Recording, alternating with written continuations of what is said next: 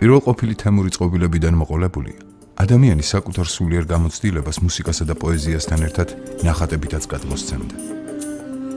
საუკუნეების ქარტეხილში სახვითმა ხელოვნებამ უზარმაზარი ასპარეზი მისცა გასაბრწყინებლად მრავალი დიდი შემოქმედის გენიას. ტექნიკურმა ცივილიზაციამ კაცობრიობა განვითარების ახალ ეტაპზე გადაიყვანა. მან ცხოვრების ყველა სფერო მოიცვა. შესაბამისად ადამიანს შემოქმედებითი პოტენციალის რეალიზების მანამდე არნახული საშუალებები გაუჩნდა. მე-19 საუკუნის მიწურულს ფრანგმა ძმებმა ლუმიერებმა კაცობრიობას კინემატოგრაფია აჩვენეს. კედელზე გაცოცხლებული მოძრავი გამოსახულებები თავდაპირველად მხოლოდ შოკის მომგვრელი სანახაობა იყო. ამ რევოლუციურმა გამოგონებამ უმოკლეს ხანში დაუდო დასაბამი შემოქმედების ახალ დარგს კინოხელოვნებას. მან მალე მოიცვა მსოფლიო და ყველაზე მასიურ იდეოლოგიურ საგანმანათლებლო და გასართობ საშუალებად იქცა. სახვითი ხელოვნების წარმომადგენლებს კი ნახატების გაცოცხლების, ამეტყველების უნიკალური შესაძლებლობა გაუჩნდათ. 1908 წელს ფრანგმა კარიკატურისტმა ემილ კოლმა შემდგომ აღმოჩენილი კადრობრივი გადაღების მეშვეობით აამოძრავა საკუთარი ნახატი, პერსონაჟები და შექმნა მსოფლიოში პირველი მულტიპლიკაციური ფილმები. მაგრამ მანამდე ჯერ კიდევ მე-19 საუკუნის ბოლოს ემილ რეინოს მიერ შექმნილი სტერეოსკოპის მეშვეობით მაყურებელი უცქერდა ოპტიკურ ანუ მულტიპლიკაციურ თეატრს. გაცოცხლებული ნახატები ხელოვნების განუყოფელ და სრულიად განსხვავებულ დარგად იქცა.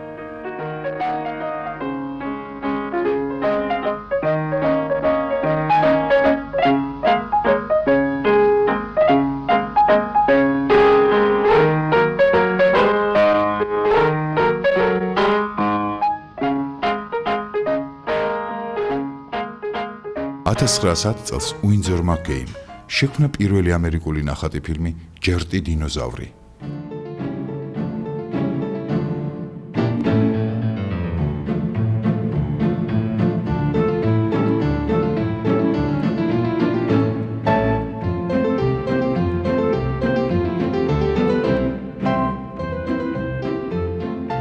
ამავე პერიოდში რუსეთში ჯერ ალექსანდრე შირიაევი და შემდეგ ვლადისლავ სტარევიჩი იღებდნენ მსოფლიოში პირველ თოჯინურ მულტიპლიკაციურ ფილმებს.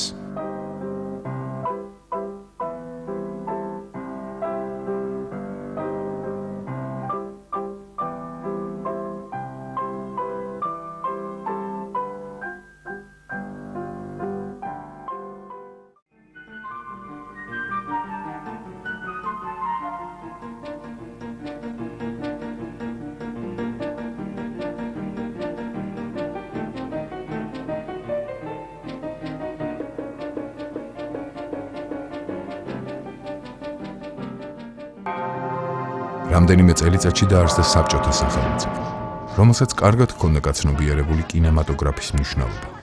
შესაბამისად, არც მულტიპლიკაცია დარჩენია ყურადღების გარეშე. 20-იანი წლების დასაწყისში ადგილობრივი წარმოების მულტიპლიკაციური პროდუქციაც გამოჩნდა საბჭოთა კინოთეატრების ეკრანებზე. ქართველი მაყურებელი თბილისის კინოთეატრებში დიდი ხალისით უყურებდა რუსულ და ზოგჯერ უცხოურ მულტიპლიკაციურ ფილმებს.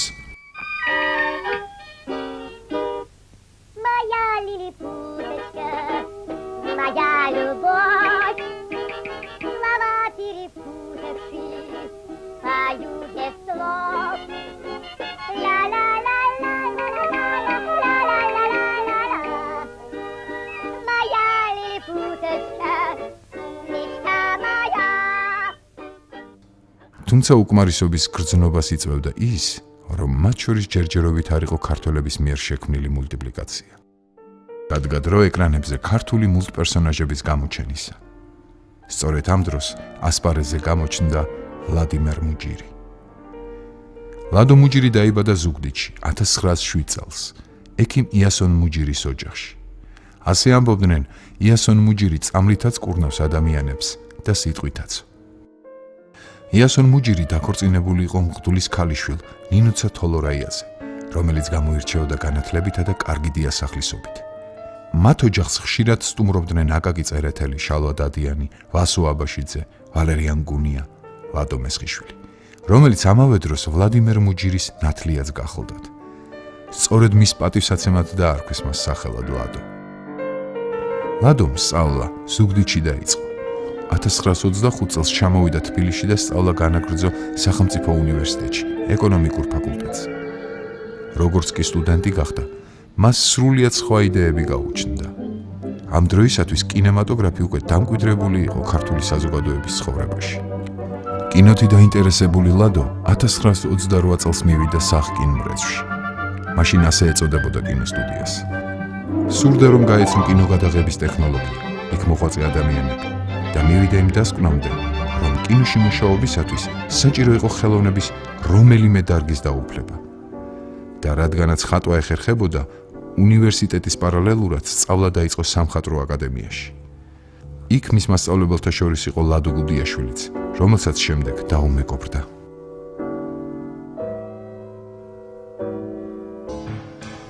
ლადო მუჯირმა იცოდა, რომ მოსკოვში 1924 წლიდან ჩაეყარა საფუძველი ნახატი ფილმების გადაღებას. ამერიკაში, ევროპის ზოგიერთ ქვეყანაში და იაპონიაშიც იქმნებოდა მულტიპლიკაციური ფილმები. განსაკუთრებული პოპულარობით სარგებლობდა ამერიკელი ძმები, ფლეიშერების კლოუნი კოკო. ხოლო როდესაც 1928 წელს უოლტ დისნეიმ გადაიღო პირველი ხმოვანი მულტიპლიკაციური ფილმი პატარა ორთქმავალი ვილი, ამ საქმისადმი ინტერესი მსოფლიოში კიდევ უფრო მეტად გაიზარდა. 1927 წელს უკრაინაშიც დაიწყეს მულტიპლიკაციის ათვისება. მაგრამ ჯერჯერობით ინფორმაციის ერთადერთი წყარო მხოლოდ მოსფილმთან არსებული პატარა მულტიპლიკაციური საამქრო იყო. სწორედ ამ უცნობ და ახლად აღმოჩენილ შემოქმედებით დარგში გადაწყვიტა მუშაობა ლადო მუჯირმა. 1929 წელს სახკინმრეცში დაინიშნა მულტიპლიკატორად. გამონახა ერთი პატარა ოთახი, ძველი გაფუჭებული ფრანგული წარმოების კინოაპარატი, რომელიც შეაკეთა და მულტგადაღების დასგად გადააკეთა. ეს იყო ლადოს შემოქმედებითი ცხოვრების მძიმე და რთული გზის დასაწყისი. ცნობილი კინორეჟისორი დავით რონდელი ამბობდა: არ მიყვარს მულტიპლიკაცია მხოლოდ იმიტომ, რომ თვალნათლივ ვხედავდი ლადო მუჯირის ტანჯვას და ტიტანურ შრომას. უპირველეს ყოვლისა, საჭირო იყო მულტიპლიკაციის არსის, შეიძლება ითქვას საიდუმლოს ჩაწვდომა. ლადო დიდხანს ჩაკირკიტებდა მხატვრული ფილმების ფირებს. აკვირდებოდა, რათა გაერკვია მოძრაობის ტექნიკა. თავდაპირველად დაიწყო მოძრავი დიაგრამების, აგიტაციური მულტპლაკატების გადაღება. 1929 წელს უკვე რამოდენიმე ასეთი სურათი იყო გადაღებული და მხოლოდ ამის შემდეგ 1930 წელს მან გადაიღო მოკლემეტრაჟიანი მულტიპლიკაციური ფილმი გაზაფხული. თუმცა ეს სურათები მხატვრულ ნამუშევრებად არ ითვლება, მაგრამ მათი შექმნით იწყება ქართული მულტიპლიკაციის ისტორია.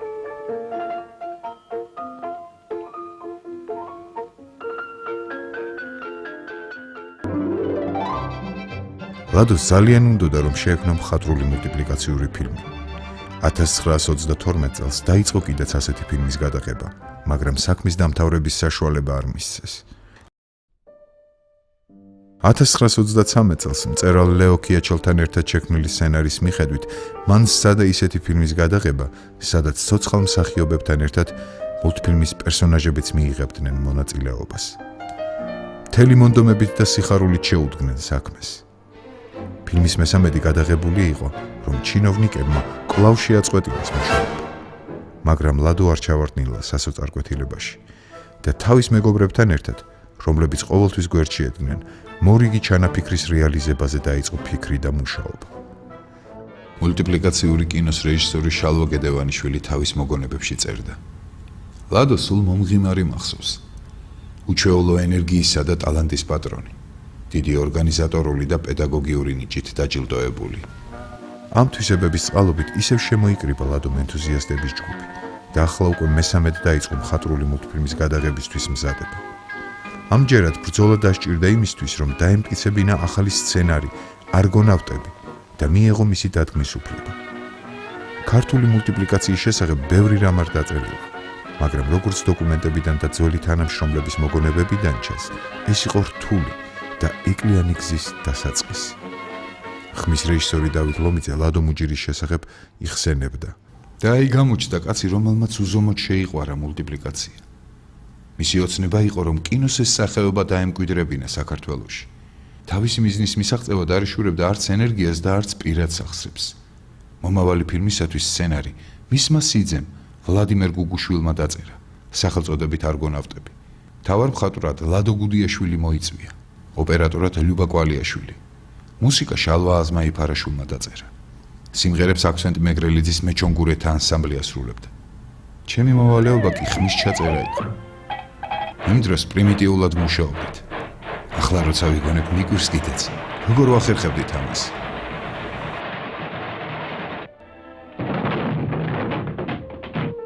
არგონავტების მეოთხედი უკვე გადაღებული იყო, როდესაც ბიუროკრატიული აპარატის უხეში ჩარევის გამო ფილმის გადაღება კვლავ შეაჩერეს. მაგრამ ლადო მუჯირმა ბრძოლის გამოცდილება შეიძინა. საქმეში საქართველოს კომკავშირის კომიტეტი ჩაერია და გადაღება განახლდა.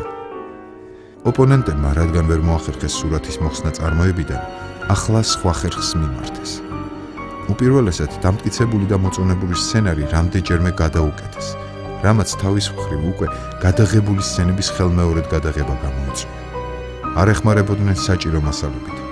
კინოფაბრიკის საწყობში არსებულ მასალებსაც უმალავდნენ. გადამღებ ჯგუფს მიამაგრეს წარმომადგენელი, რომელიც ყოველ წვრილმანს კონტროლს უწევდა და ყველაფერს იწუნებდა. როდესაც მოთმინების ფიალა აივსო, ეს წარმომადგენელი სტუდიიდან გააძევეს.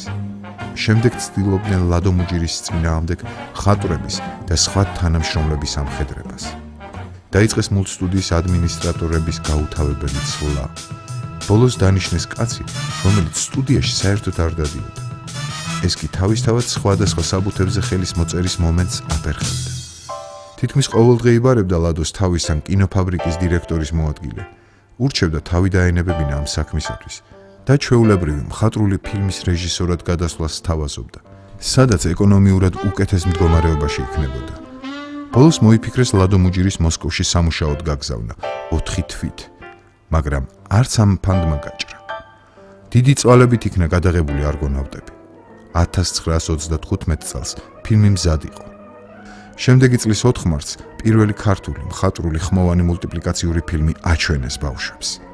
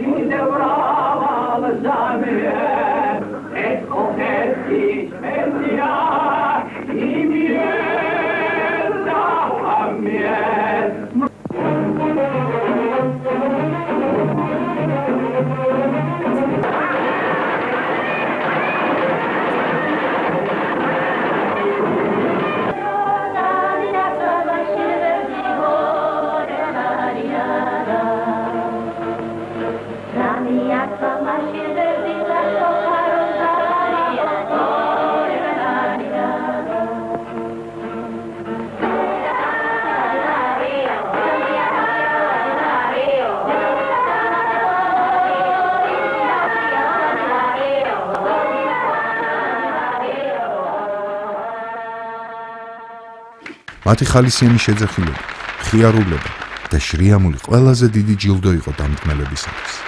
ფილმზე აღფრთოვანებულ შეფასებებს გამოთქვამდნენ.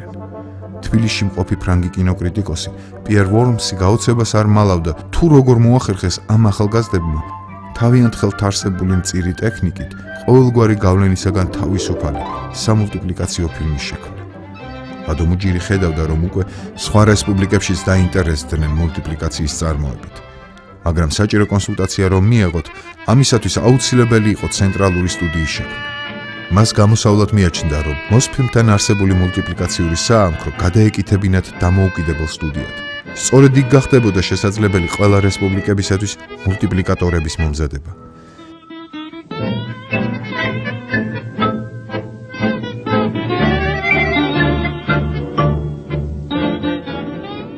მაშინ საქართველოში მსგავსი დაწესებულების შექმნაზე ან რომელიმე უმაღლეს სასწავლებელში სათანადო ფაკულტეტის გახსნაზე ოცნებაც კი წარმოუდგენელი იყო.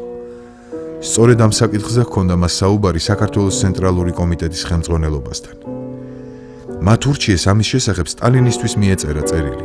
ხპირდებოდნენ, რომ წერილი ადრესატთან მოხვდებოდა. მართლაც 1935 წელს ლადო მუჯირმა ასეთი წერილი გაუგზავნა სტალინს. როგორც ცნობილია, წერილი მოხვდა ადრესატთან. მას გულდასმით წაუკითხავს და ზედ წაუწერია, რომ საკითხი საყურადღებოა. ამის შემდეგ პრესაში გამოქვეყნდა წერილები კომპეტენტური პირების მიერ მულტიპლიკაციის როლის და მისი განვითარების შესახებ. საკითხის საბოლოო გადაწყვეტამდე საზოგადოებრივი აზრი უნდა შექმნილიყო. ბოლოს 1936 წელს ჩვენთანაც გაშალა ფრთები მულტიპლიკაციამ, რადგანაც შეიქმნა მისი დიდი ცენტრალური დაწესებულება სოიუზ მულტფილმი, რომელმაც დროთა განმავლობაში მრავალი მულტიპლიკაციური შედევრი მოუვლინა კაცობრიობას. როგორც ჩანს, ამ კეთილ საქმეში ჩვენს ლადო მუჯირსაც აქვს წვლილი შეტანილი.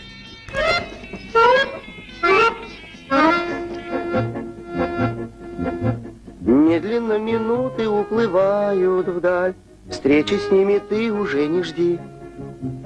И хотя нам прошлого немного жаль, лучшее, конечно, впереди. Скатертью дальний путь стелится и упирается прямо в небосклон. Каждому в лучшее верится, катится голубой вагон. თბილისში კი კინოსტუდიის მაშინდელ ზოგიერთ ხელმძღვანელს მულტიპლიკაციის ბედი კვლავაც არ ადარდებდა. პირიქით, მისი არსებობით უფრო წუხდებოდნენ. მრავალგზის თხოვნამ შედეგი არ გამოიღო. მულტსტუდიას არავითარი დამატებითი ფარდი არ გამოუყვეს. ისინი კვლავ ძალზედ ვიწრო გარემოში მუშაობდნენ ორ პატარა ოთახში. მაშინ ლადო მუჯირმა და მისმა მეგობრებმა გადაწყვიტეს თავადვე მოევლოთ ამ პრობლემისათვის. დაათვალიერეს კინოფაბრიკის ტერიტორიაზე არსებული ყველა შენობა და აღმოჩნდა, რომ ერთ შენობაში ზემო სართულის რამდენიმე ოთახი გამოკეტილი იყო. ოპერაცია ღამით განახორციელეს. დილით კი მთელს კინოსტუდიაში ხმა დაირხა, მულტიპლიკაციამ ოთახები მიიტაცა. ცნობის მოყვარეები მიეშურებოდნენ ახალი მულტსტუდიის სანახავად, სადაც მულტიპლიკატორებს შეტანილი ჰქონდათ მთელი თავიანთი დანადგარები. დიდი და ფართო ოთახები დაელაგებინათ, კედლებზე ლამაზი ნახატები ჩამოეკიდათ და საერთოდ მშვენიერი სამუშაო ატმოსფერო შეექმნათ. ძნელი წარმოსადგენი იყო, რომ მთელი ეს დაპყრობა ერთ ღამეში განხორციელდა. დირექტორმა იერიში მიიტანა თავნება ახალგაზრდებზე და უბრძანა მათ ოთახების განთავისუფლება. მაგრამ არც თხოვნით და არც მუქარით არაფერი გამოვიდა. ახალი მულტიპლიკაციური სტუდიის შესასვლელს მუშტებით, იატაკი საწმენდი ჯოხებით, ცოცხებითა და სხვა მსგავსი იარაღებით მედგრად იცავდნენ ახალგაზრდა ენთუზიასტები. ბოლოს მულტიპლიკატორებმა თავიანთი პოზიციები შეინარჩუნეს. მოხდა ასეთი ფაქტიც. ბრძანების მიხედვით რეჟისორ ვლადიმერ მუჯირს გამოუცხადეს საყვედური ერთი ინჟინერი შეურაცხყოფისათვის. თურმე ამ ინჟინერმა უდიერად მოიხსენია მულტსტუდიის საქმიანობა და ლადოს შემოელახა. მრავალი რამ ითქვა მის მოსაგონარ ერთ-ერთ საღამოზე, რომელზეც მივიდნენ და ისაუბრეს კინოს დიდმა რეჟისორებმა მიხეილ ჭიაურელმა, სიკო დოლიძემ, კომპოზიტორმა არჩილ კერესელიძემ, მულტიპლიკატორებმა თეიმურაზ მიქაძემ, ბორიას სტარიკოვსკიმ.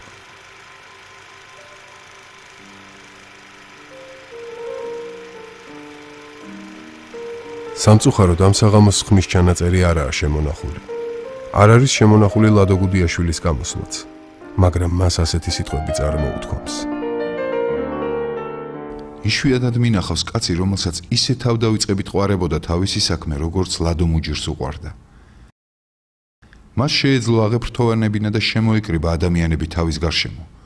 მუშაობის რთულ პირობებშიც კი გამხნევებული წაეყვანა ისინი საერთო საქმეში წარმატების მისაღწევად. არგონავტების შემდეგ ლადო მუჯირს ძალიან უნდოდა ფერადი მულტფილმის გადაღება. იმ დროს საქართველოში ფერადი ფილმი საერთოდ არ იყო დადგმული, ხოლო მოსკოვში მისი წარმოება ექსპერიმენტის პროცესში იმყოფებოდა. გარდა ამისა, სურდათ შეესწავლათ მოცულობითი, ანუ თოჯინური მულტიპლიკაცია.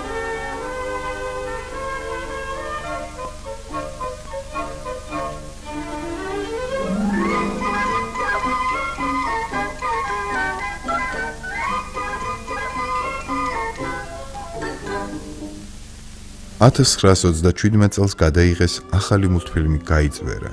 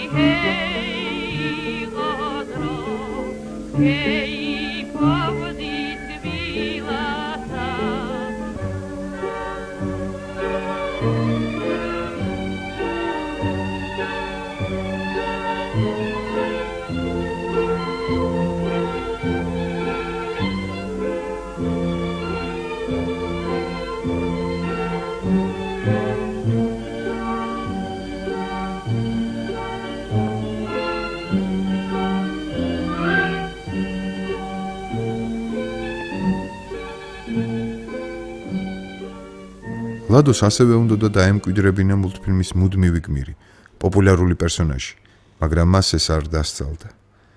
მოგვიანებით ასეთი გმირი შექმნა რეჟისორმა ვახტანგ ბახტაძემ. მისი ხელმარჯვე ოსტატი რამდენიმე ფილმის გმირად იქცა და პოპულარული გახდა არა მარტო საქართველოში, არამედ მის ფარგლებს გარეთაც.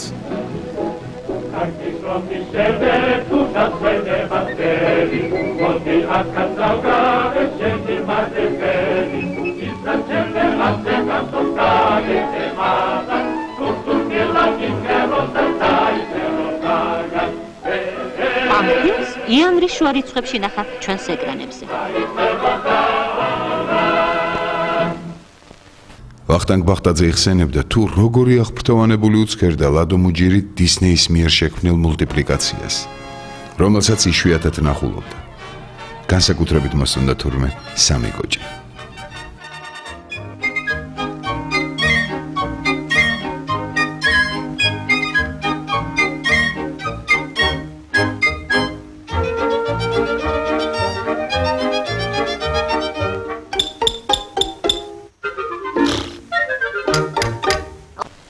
ხელის შემშლელი პირობების გარდა, რაზეც უკვე ითქვა, საქმეს ისიც ართულებდა, რომ ყოველი სცენარისა და ტიპაჟის დამტკიცება, მუსიკის ფირზე ჩაწერა, ბოლოს კი გამზადებული ფილმის შეფასება მოსკოვში ხდებოდა.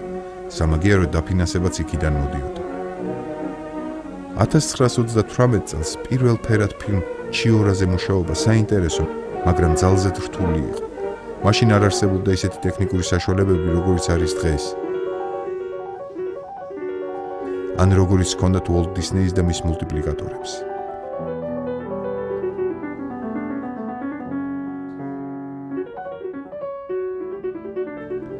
ჩიორა რომ გადაეღო ჩავთეთრად, საჭირო იქნებოდა 15,000 ნახატის და 30,000 კადრის ცალ-ცალკე გადაღება. ხოლო ფერადი ჩიორას შექმნისათვის 90,000 კადრი გადაიღეს. ეს იმიტომ, რომ თითოეულ კადრს სამჯერ იღებდნენ. ამას ისიც ემატებოდა, რომ კინოაპარატი ძველი გახლდათ და მასთან მუშაობა საკმაოდ ძნელი იყო. მიუხედავად ასეთი სირთულეებისა, ნოვატორებს საქმე გამოუგებთ.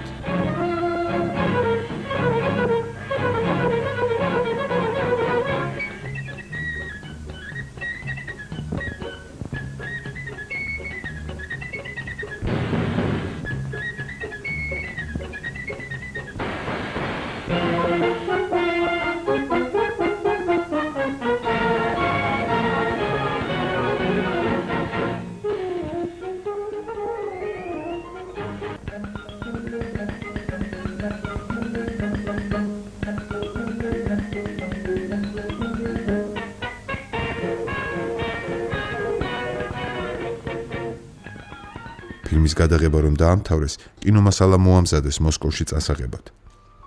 ლადო და მისი სამი თანამშრომელი ჩასხდნენ მატარებელში და მუშაობით გადაღლილებს ისე ჩაეძინათ, რომ ღამით მატარებელს ავარია მოსვლია. წინა ვაგონში ხალხიც დაზიანებულა. მათ კი ვერაფერი ვერ გაუგიათ. ლადო მუჯირის მეუღლე და ამავე დროს მისი თანამებრძოლი, ოპერატორი სარა სპარსიაშვილი იგონებდა. უაღრესად კარგი თანამშრომლები გვყავდა. მეგობრობდით, ერთმანეთის ჭირსადელხინს ვიზიარებდით. ჩვენს მუშაობაში განსაზღვრული საათები არ არსებობდა. თუ საქმე მოითხოვდა, იქ ვათენებდით და ვაღამებდით. ხშირად ჩემს შვილსაც ჩვენთან საოპერატოროში ეძინა. ბევრჯერ ყოფილა, რომ დამთენებია მუშაობაში და ვერც კი გამიგია. იმ დროისთვის ქართული მულტიპლიკაციის საქმე თითქოს უკეთ მიდიოდა, მაგრამ უეცრად განმეორდა იგივე. დირექციამ მულტსტუდიის 60-ზე მეტი თანამშრომელი დაითხოვა სამსახურიდან. წვალებით ნაშოვნი ცელულოიდი და სხვა მასალები დახმარების მიზნით გადასცეს ერევნის კინოსტუდიას მულტფილმების წარმოებისთვის. გაიქცა ბრძანება, რომ მულტიპლიკატორებს უნდა დაეცალათ შენობა, მოეშალათ ფილმების გადასაღები დაზგები და სხვა აპარატურა. ეს ფაქტურად სრული ლიკვიდაცია იყო. ლადო მუჯირმა ეს სამწუხარო ამბავი მოსკოვში გაიგო. მიატოვა ყველა საქმე და თბილისში დაბრუნდა. აქ ყველაფერი გაცამტვერებული დახვდა. საჭირო იყო ყველაფრის თავიდან დაწყება. ლადომ გააანალიზა შექმნილი მდგომარეობა და დირექტორს მიმართა თხოვნით სამსახურიდან განთავისუფლების შესახებ. დირექტორმა თხოვნას ხელი არ მოაწერა. პირიქით დახმარება შეპირდა. ლადო კი სხვაგვარად ფიქრობდა. თუ ის კინოსტუდიაში დარჩებოდა, მულტსტუდიასაც უნდა ეარსება. უფრო მეტიც, იგი მოითხოვდა სტუდიაში ერთდროულად 3 შემოქმედებით ჯგუფს ემუშავა, რომ წელიწადში 3 სხვადასხვა მხატვრული ხელწერის მულტიპლიკაციური ფილმი გამოშვებულიყო. ამ ამბების პარალელურად სხვა საინტერესო მოვლენებიც ხდებოდა. 1929 წელს ჩატარდა თათბირის საკავშირო კინოს განვითარების საკითხებზე, სადაც ლადოც იღებდა აქტიურ მონაწილეობას. ბოლოს მიიღეს დადგენილება საქართველოს რესპუბლიკაში საბავშვო და განსაკუთრებით მულტიპლიკაციური კინოს განვითარების შესახებ. კინოსტუდიის სამხატვრო ხელმძღვანელის მიხეილ ჭიაურელის სახელზე, რომელიც ყოველ მხრივ ეხმარებოდა ლადოს, მოვიდა ცნობა მოსკოვიდან, რომ სცენარი 3 მეგობარი დაამტკიცეს. გამოიცა ბრძანება მუშაობის განახლების შესახებ. მუჯირს დაევალა შესდგომო და საქმიანობას. იგი მულტწარმოების დირექტორადაც კი დანიშნეს. მოსკოვიდან მიიღეს ახალი მაგიდები მხატვრებისათვის. განაახლეს გადასაღები დანადგარები. შენობას ჩაუტარეს კაპიტალური რემონტი. დაიძრა ყინული, მაგრამ საუბედუროდ დაიწყო სამამულო ომი. ომს სხვა საზრუნავი მოყვა. მულტიპლიკატორებსაც თავისი წვლილი უნდა შეეტანათ გამარჯვებაში. ამასთან ერთად გადაწყვიტეს გადაიღოთ სატირული, ანტიფაშისტური კინოპლაკატები.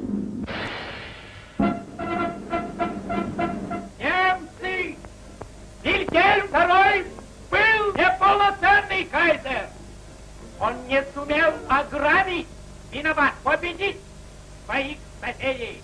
Это сделаю я. Я Адольф Гитлер. Господа, качайте, качайте, пусть он кажется действительно великим.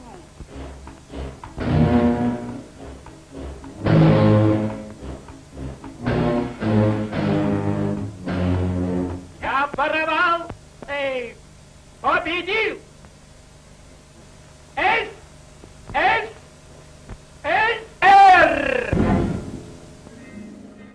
1953 წელს ომის მძიმე წლების მიუხედავად შეიქმნა ორნაწილიანი ფილმი 3 მეგობარი.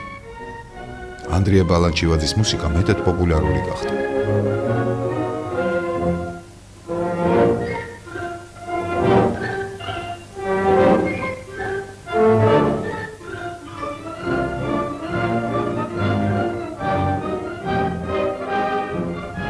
ამ ფილმიდან აღებული მელოდიების საფუძველზე შემდეგში მან საბავშვო საფორტეპიანო კონცერტი დაწერა. ლადოს სხვა საფიქრალიც გაუჩნდა. მას თანამშრომლებისთვის უნდა მოეპოვებინა პურისა და სურსათის წიგნაკები. სხვადასხვა ინსტანციების შეწუხების შედეგად იგი ახერხებდა ამას. ომის ბოლო წლებში მულტსტუდია ისევ დახურული იყო. მაგრამ ომის დასრულებისთანავე მუშაობა განაახლეს და გადაიღეს ფილმი ოქროს ბიბილო.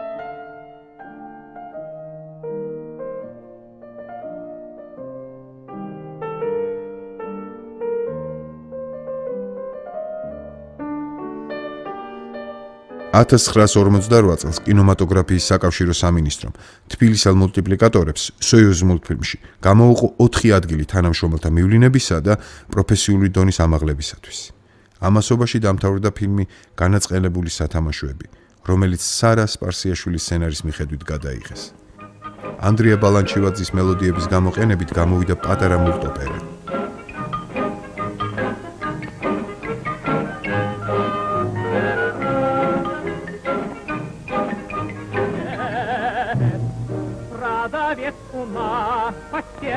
Африканский старый сад. 10 игрушек, целый ряд, покупайте для ребят. Вот игрушка, лучше нет, для детей велосипед. Дорогие эти ребята, я игрушки принесла, чтоб родным моим ребятам веселее жить было. Будем мы всегда послушны, осадить гостям отца. Мы летим,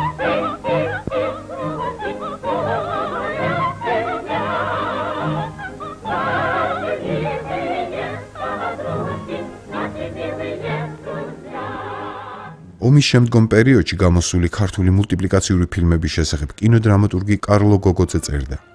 ახალი ფილმები ნათლად მოწმობენ ხელოვნების ამ ერთ-ერთი საუკეთესო დარგში ქართველ მულტიპლიკატორთა ზრდას, როგორც ნახატის, ტექნიკის, ასევე ფერების ათვისების მხრივ.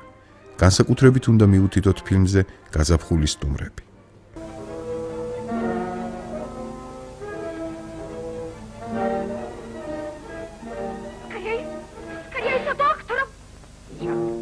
Сейчас, дорогая, я мигом.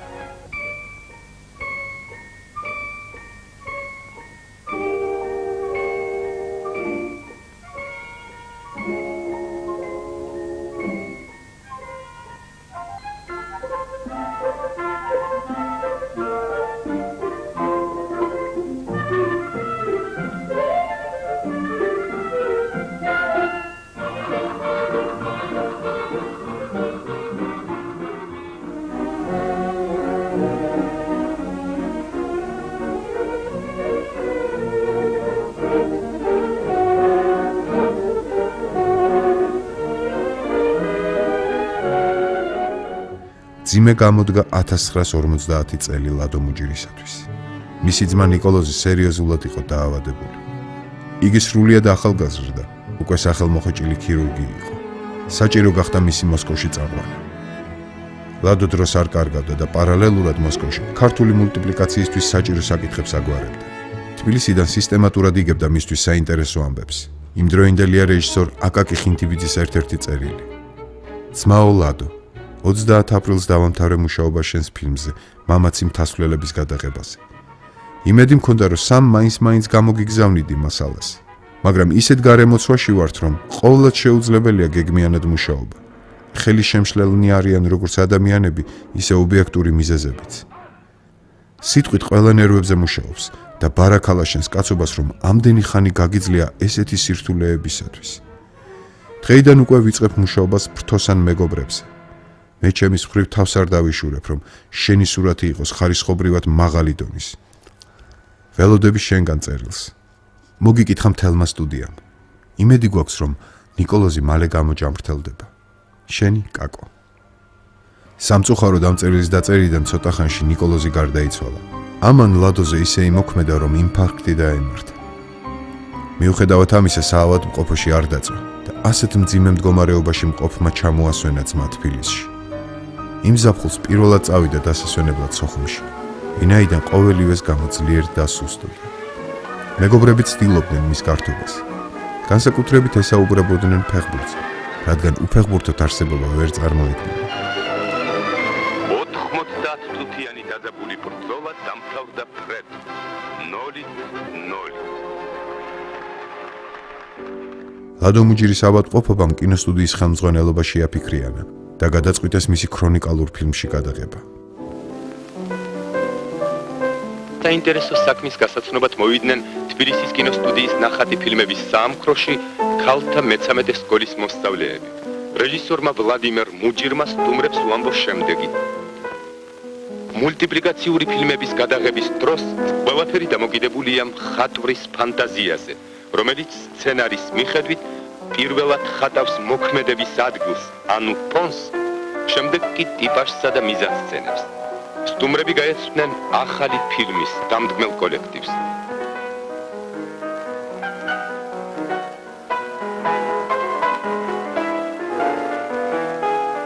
ხატვარი მულტიპლიკატორები ხატავენ პერსონაჟების ძირითად მოძრაობას.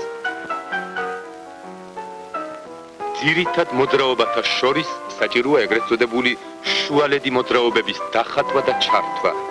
შემდეგ ნახატები გადააქვთ ცელულოიდზე და ტუშის კალმით უკეთებენ კონტურს.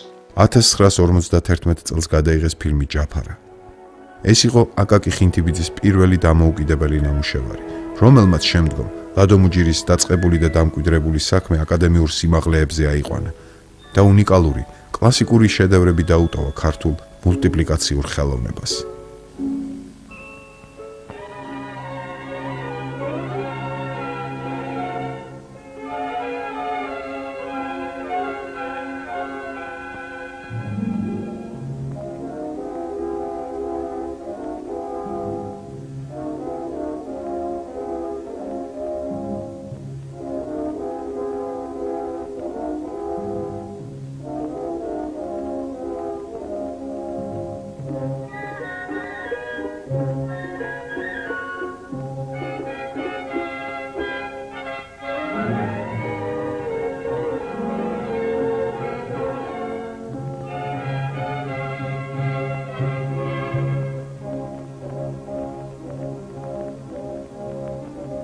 ლადოს ჯანმრთელობა თანდათან უარესდებოდა, უჭირდა მუშაობა.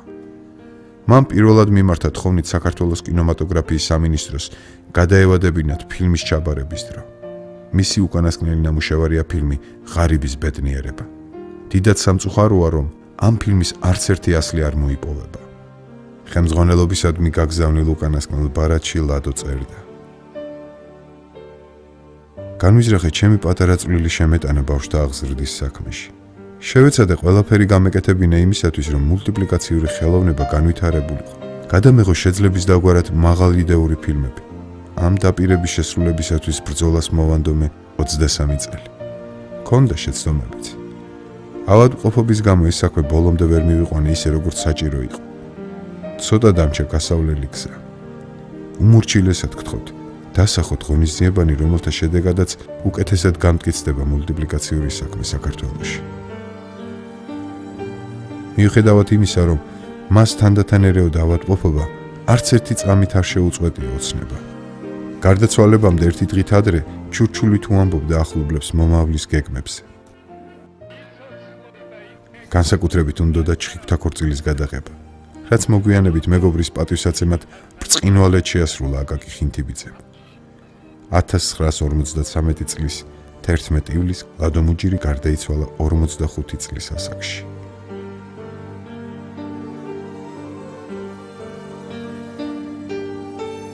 კინოსტუდიელებმა გადაწყვიტეს ნეკროლოგის გამოქვეყნება, მაგრამ აღმოჩნდა, რომ ლადო მუჯირს არ ჰქონდა საპატიო წოდება, არ იყო დაჯილდოებული ორდენებით. ამის გამო ნეკროლოგზე უარი განუცხადეს.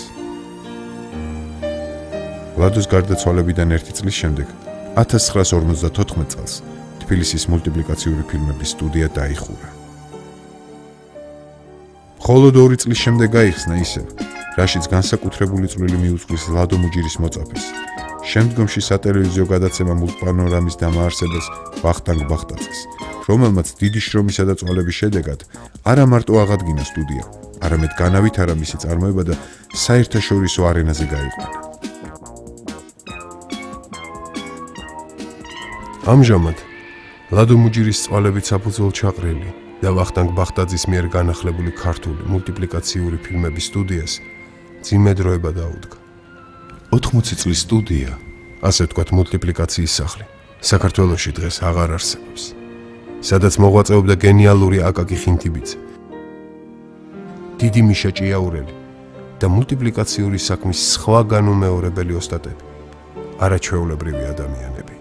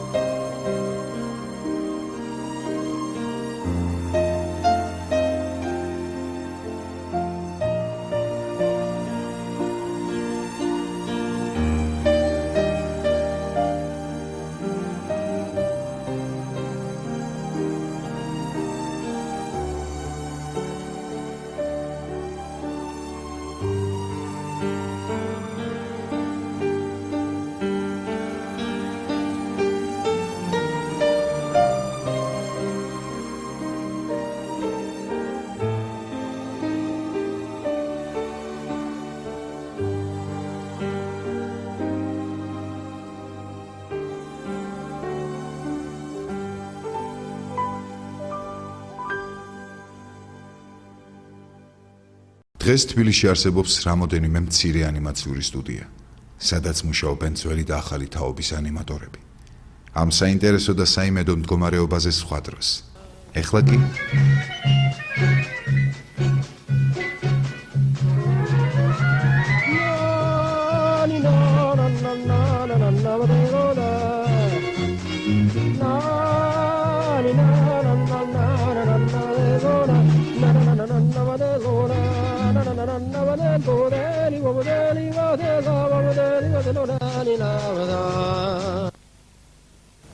Ai, scena e patare.